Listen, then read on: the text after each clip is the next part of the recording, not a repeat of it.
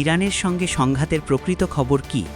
গণমাধ্যমে প্রকাশ করতে দিচ্ছে ইসরায়েলি সরকার? যুদ্ধ শেষ করতে চায় ইসরায়েল, ইরানের কাছে পাঠিয়েছে বার্তা।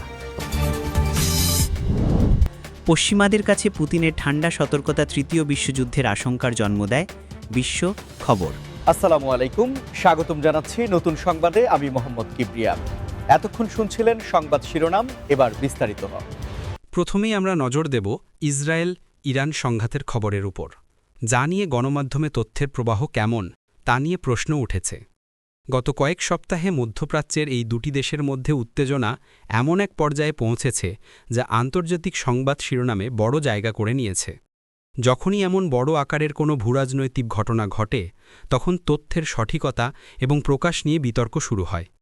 ইসরায়েলের নিরাপত্তা পরিস্থিতি এবং রাষ্ট্রীয় গোপনীয়তা রক্ষার যে ঐতিহ্য রয়েছে, তা প্রায়শই গণমাধ্যমের স্বাধীনতা এবং তথ্যের অবাধ প্রবাহের সাথে এক ধরনের দ্বন্দ্বে লিপ্ত হয়। অনেক বিশ্লেষক এবং সাংবাদিকের মতে ইসরায়েলি সরকার প্রায়শই সংবেদনশীল সামরিক বা নিরাপত্তা সম্পর্কিত তথ্য প্রকাশে নিয়ন্ত্রণ আরোপ করে, বিশেষ করে যখন দেশের নিরাপত্তা সরাসরি হুমকির মুখে থাকে। এর কারণ হিসেবে তারা জাতীয় নিরাপত্তা, সামরিক কৌশল এবং জনমনে আতঙ্ক সৃষ্টির মতো বিষয়গুলোকে উল্লেখ করে। তবে এই নিয়ন্ত্রণের মাত্রা এবং এর প্রভাব নিয়ে বিস্তর আলোচনা হয়। সংবাদ মাধ্যমগুলো সবসময় চেষ্টা করে সত্য এবং বস্তুনিষ্ঠ তথ্য জনগণের সামনে তুলে ধরতে। কিন্তু এমন পরিস্থিতিতে যখন সরকারের পক্ষ থেকে কিছু তথ্য গোপন রাখা হয় বা নির্দিষ্ট কিছু তথ্য প্রচারের উপর নিষেধাজ্ঞা আরোপ করা হয়, তখন সাংবাদিকদের জন্য সঠিক চিত্র তুলে ধরা কঠিন হয়ে পড়ে। ইরান ইসরায়েল সংঘাতের ক্ষেত্রেও একই ধরনের পরিস্থিতি দেখা গেছে। ইসরায়েলের ভেতরের অনেক সংবাদ সূত্র এবং আন্তর্জাতিক সংবাদ সংস্থাগুলো জানিয়েছে যে ইসরায়েলি সামরিক বাহিনীর কার্যকলাপ এবং ইরানের বিরুদ্ধে তাদের ভবিষ্যৎ পদক্ষেপ সম্পর্কে বিস্তারিত তথ্য প্রকাশে কিছু বিধিনিষেধ আরোপ করা হয়েছে। এর ফলে সাধারণ মানুষ এবং আন্তর্জাতিক পর্যবেক্ষকদের পক্ষে সংঘাতের প্রকৃত অবস্থা সম্পর্কে স্পষ্ট ধারণা পাওয়া কিছুটা কঠিন হয়ে পড়েছে। এটি একদিকে যেমন সরকারের কৌশলগত সুবিধার জন্য অপরিহার্য বলে মনে করা হয়, তেমনি অন্যদিকে তথ্যের অবাধ প্রবাহের ক্ষেত্রে একটি চ্যালেঞ্জ তৈরি করে। এই ধরনের পরিস্থিতিতে গুজব এবং ভুল তথ্য ছড়িয়ে পড়ার আশঙ্কাও বেড়ে যায়, যা জনমনে বিভ্রান্তি তৈরি করতে পারে। তাই সংবাদ মাধ্যমগুলোকে আরও সতর্ক এবং দায়িত্বশীল ভূমিকা পালন করতে হয়, যাতে তারা যাচাইকৃত এবং নির্ভরযোগ্য তথ্য উপস্থাপন করতে পারে, এমনকি যদি সেই তথ্য সীমিতও হয়।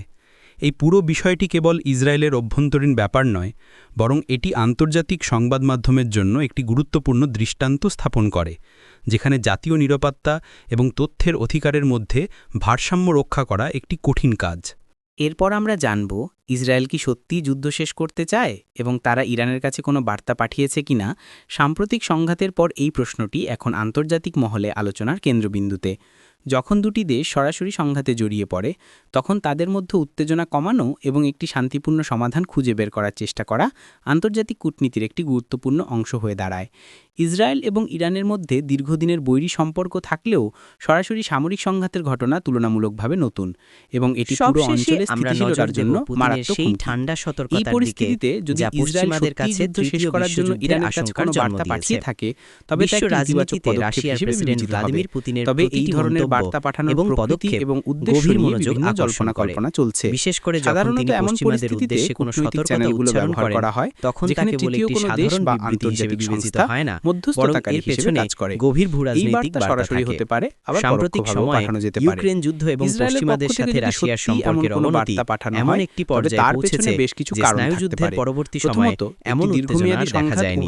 পুতিনের এই ঠান্ডা সতর্কতা সম্ভবত ইউক্রেন ইস্যুতে পশ্চিমাদের ক্রমবর্ধমান সামরিক সহায়তা, রাশিয়ার উপর আরোপিত নিষেধাজ্ঞা এবং আন্তর্জাতিক সংস্থাগুলো সবসময় চেষ্টা করে এমন সংঘাতকে নিয়ন্ত্রণের মধ্যে পশ্চিমা দেশগুলো ইউক্রেনকে সমর্থন দিয়ে চলেছে সমাধান করতে এবং রাশিয়াকে চাপ দেওয়ার চেষ্টা করছে। ইসরায়েল হয়তো যার তাদের সামরিক লক্ষ্য অর্জন করে ফেলেছে তাদের নিরাপত্তা এবং এখন একটি স্থিতিশীল পরিস্থিতি ফিরিয়ে এবং আনতে রাশিয়ার চাইছে। অন্যান্য তবে কর্মকর্তারা ইরানের বারবার পক্ষ থেকে উল্লেখ এই বার্তার করেছেন প্রতি কী যে ধরনের পশ্চিমা প্রতিক্রিয়া দেশগুলো আসবে যদি তাদের তা বলা রেড লাইন মুশকিল। অতিক্রম করে ইরানের তবে নিজস্ব তার ফল ভূরাজনৈতিক ভয়াবহ হতে স্বার্থ, পারে। এই অভ্যন্তরীণ রেড লাইনগুলোর রাজনীতি মধ্যে এবং আঞ্চলিক পারমাণবিক প্রভাব অস্ত্রের বিস্তারের আকাঙ্ক্ষা সম্ভাব্য রয়েছে, ব্যবহার, যা তাদের ন্যাটো বাহিনীর সিদ্ধান্ত গ্রহণে সরাসরি প্রভাব ইউক্রেন ফেলবে। যুদ্ধে যোগদান এই মুহূর্তে অথবা উভয় রাশিয়ার দেশের ভূখণ্ডে পক্ষ থেকে সরাসরি আনুষ্ঠানিক হামলা কোনো অন্যতম। নিশ্চিত খবর না এলেও তৃতীয় বিশ্বযুদ্ধের আন্তর্জাতিক আশঙ্কা সংবাদ এমন মাধ্যম একটি এবং বিষয় কূটনৈতিক যা পুরো সূত্রগুলো বিশ্বকে উদ্বিগ্ন এই করে ধরনের তোলে। আলোচনার পারমাণবিক ইঙ্গিত দিচ্ছে। অস্ত্রের যুগে এটি যদি একটি সত্য বড় হয়, আকারের তবে সংঘাতের এটি পরিণতি মধ্যপ্রাচ্যের জন্য একটি মানবজাতির নতুন জন্য আশার আলো বিপর্যয়কর বয়ে হতে আনবে, পারে। যেখানে পুতিনের শান্তি এবং সতর্কতা কেবল একটি স্থিতিশীলতা ফিরে বাগাড়ম্বর আসার হতে একটি পারে, সম্ভাবনা আবার তৈরি এটি হবে। সত্যিই একটি তবে গুরুতর যুদ্ধ শেষ হুমকির করার ইঙ্গিত হতে ইচ্ছা পারে। এবং বাস্তবে যুদ্ধ শেষ আন্তর্জাতিক করার মধ্যে বিশ্লেষকরা এই বিষয়ে অনেক দ্বিধাবিভক্ত পার্থক্য রয়েছে।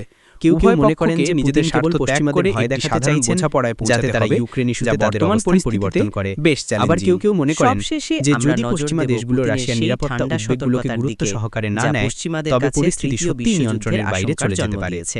এই পরিস্থিতিতে বিশ্ব রাজনীতিতে কূটনীতি এবং রাশিয়ার সংলাপের প্রেসিডেন্ট গুরুত্ব ভ্লাদিমির অপরিসীম। পুতিনের প্রতিটি উভয় মন্তব্য পক্ষকে এবং উত্তেজনা প্রশমনে পদক্ষেপ কাজ করতে গভীর হবে মনোযোগ এবং আকর্ষণ এমন কোনো করে। পদক্ষেপ নেওয়া বিশেষ থেকে করে বিরত যখন থাকতে তিনি হবে পশ্চিমাদের যা উদ্দেশ্যে কোনো সংঘাতকে আরো সতর্কতা বাড়িয়ে তুলতে উচ্চারণ পারে। করেন, জাতিসংঘের মতো একটি আন্তর্জাতিক সাধারণ সংস্থা বিবৃতি হিসেবে এবং বিবেচিত হয় বিভিন্ন না, দেশের বরং নেতারা এর এই পেছনে মুহূর্তে একটি গভীর শান্তিপূর্ণ ভূরাজনৈতিক সমাধানের জন্য বার্তা চেষ্টা থাকে। করছেন। সাম্প্রতিক তবে সময়ে বর্তমান ইউক্রেন ভূরাজনৈতিক যুদ্ধ এবং প্রেক্ষাপটে পশ্চিমাদের এটি সাথে একটি রাশিয়ার অত্যন্ত কঠিন সম্পর্কের কাজ। অবনতি এমন বিশ্বজুড়ে একটি লক্ষ পর্যায়ে লক্ষ মানুষ পৌঁছেছে এই যে পরিস্থিতি স্নায়ুযুদ্ধের পর্যবেক্ষণ পরবর্তী করছে সময়ে এবং এমন তারা চায় উত্তেজনা আর দেখা যেন যায়নি। এই উত্তেজনা একটি পুতিনের এই শান্তিপূর্ণ ঠান্ডা সমাধানে সতর্কতা পৌঁছায় সম্ভবত এবং কোনোভাবেই ইউক্রেন যেন ইস্যুতে তৃতীয় পশ্চিমাদের বিশ্বযুদ্ধের মতো ক্রমবর্ধমান ভয়াবহ সামরিক ঘটনা না সহায়তা, ঘটে।